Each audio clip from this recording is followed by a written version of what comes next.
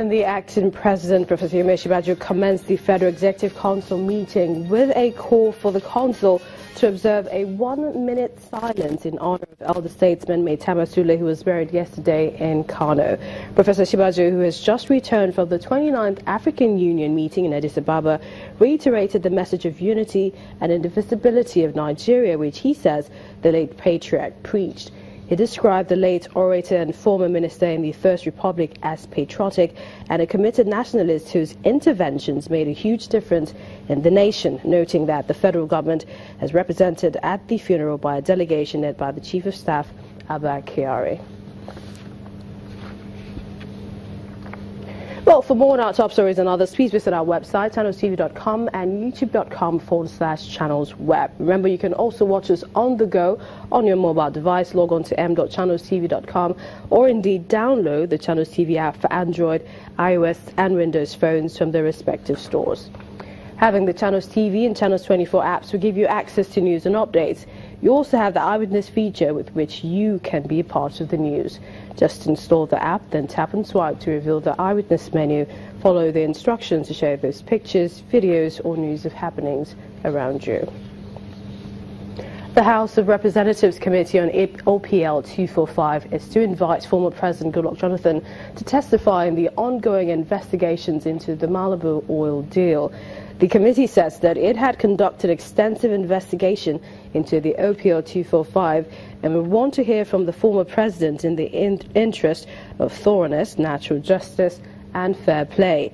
The committee says it took account of the fact that Dr. Goodluck Jonathan was the president at the time the ministers brokered the deal that led to the alleged diversion of $1 billion. It says the former president's name also featured in the proceedings initiated by the public prosecutor of Milan in Italy. The statement from the committee also adds that a court judgment in relation to an application to return part of the money being restrained castigated the Jonathan administration as not having acted in the best interest of Nigeria in relation to the deal. The Secretariat is expected to write the former president for his response as well as submissions.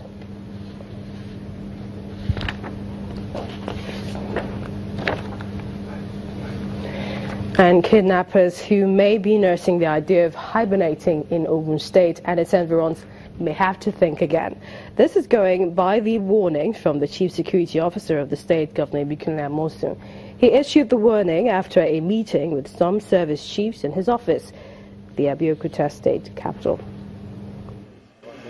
It is not maybe a warning. It is putting them on notice that this is Ogun State. We are ready for any criminal, whichever name they decide to call themselves, that we are fully prepared.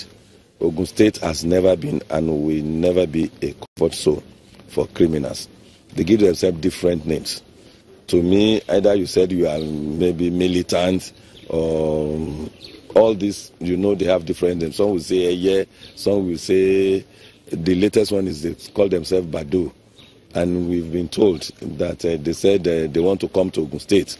My advice to them is they should just don't come to Ogun State, so they should go and jump into the lagoon or into the sea there. Because if they come here, they will be killed. I know what I'm saying. I'm speaking with all sense of responsibility. No criminal should be allowed to come and terrorize us. What is happening to us?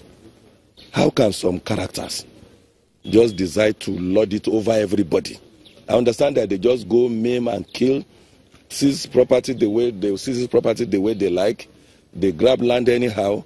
This is Ogun State. We are united. We are committed, and we are willing to deal with any infiltration. Whether you are Badu, whether you are Yahoo, under any mythology, under any mystery, we are going to demystify you.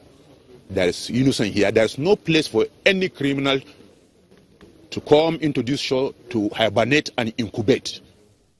We are ready to take any criminal down. So they should find another place, not in Ogun State. And in Cross River, the federal government has given the state government a go-ahead to begin the construction of the 275-kilometer Bakassi-Katsina-Ala Superhighway project. The state governor, Professor Ben Ayade, presented the evidence of the approval through an environmental impact assessment certificate in Calabar. Governor Ayade said that funding will not hamper the project, insisting that the state is creating a new economic structure that will redefine Nigeria and take advantage of the huge mineral resources embedded in the middle belt of the country. In the meantime, the NLC chairman and the state has commended the government for its resolve to seeing the project through. Having worked in Shell as resident consultant, providing EIA support services, there's never been a time that you can get an EIA of this magnitude approved even in 2 years. The truth is that this is the fastest EIA that has ever been done for this size of project. You know, for those who don't know, they don't understand. For you to do an EIA, you have to go through 2 seasons, the rainy season and the dry season. That automatically gives you 2 years before the report writing and all the necessary workshops that are supposed to go with it. So if you are a very fast person, that you have done a very fast job, you can only get an EIA out in 2.5 to 3 years. But for this length, 275 kilometers, this is a project of 3, 4, 5 years EIA. We have our approval. We are ready to go back to the field. So I wasn't daunted because as a professional, I know that we were within the time frame. But because it was already overtaken by political clouds, it started having a very different impression. But the truth is that real people we must acknowledge is the Ministry of Environment that took their time painstakingly going through every single correction we needed to do and go back to the field, back and forth. Now it's time to go to the field. Now it's time to work. Now the question comes, where would you get the money? Please leave that to Ayade. That's where I come in. We as Labour supported that before because roads are not meant for the government. They are not meant for the governor. They are made for every indigenous and even foreigners. Because we go out of the country and we pass through road, we don't know who constructed that road. So we are in support of that. And I think it should go ahead. Let us see it actualized. That's what we'll say all from a Labour angle. In the Delta, traditional rulers and elders of the Niger Delta region are asking the federal government to show more commitment to developing the region as part of promises made in the past. His Highness Alfred Papa Pre-Ediatus Spiff made the appeal in Calabar, the Cross River State capital, after a regional meeting with his other traditional rulers from the region, including the Ogun of Calabar. The group insists that the federal government is approaching the issue affecting the region with less interest.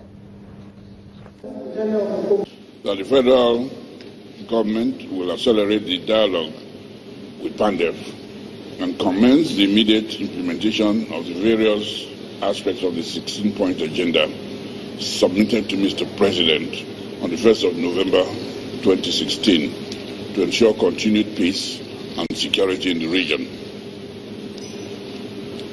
Need for more robust shareholder engagement for reviewing, updating and revalidating the existing master plan.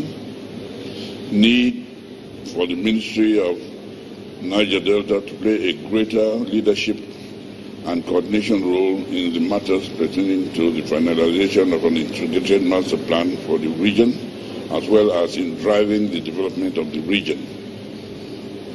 The need for political leaders from the region to work across party lines and individual viewpoints in pursuing matters pertaining to the economic future of the Niger Delta. We are not happy with the slow pace of things in the region. We expected by now we would have seen the handwriting of government, we have seen the sincerity of government in the Niger Delta region, but we have not seen any. Nothing has happened, but we are not going to say because they have not acted, encourage the boys to go into violence anymore. Because violence begot violence, and violence costs a lot. Two wrongs cannot make a right. Nasarawa State Governor Tanko Almakura is advocating the restructuring of 3 arms of government as again calls for restructuring of the country. He was speaking when he received members of the Ahmadu Bello University Alumni Association at the council chambers of the Government House, Lafia. My take on the issue of restructuring, as far as I'm concerned, is to look at the 3 arms of government and see how we can tinker with them, reduce them or increase them, depending on how they add value to the system. For instance, I find no any sense or meaning having a bicameral legislature at the national level, given our challenges economically.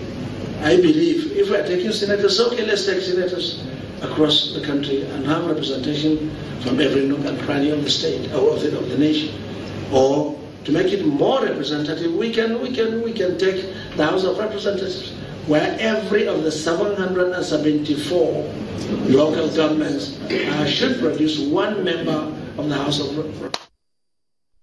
News across Nigeria returns in just a moment.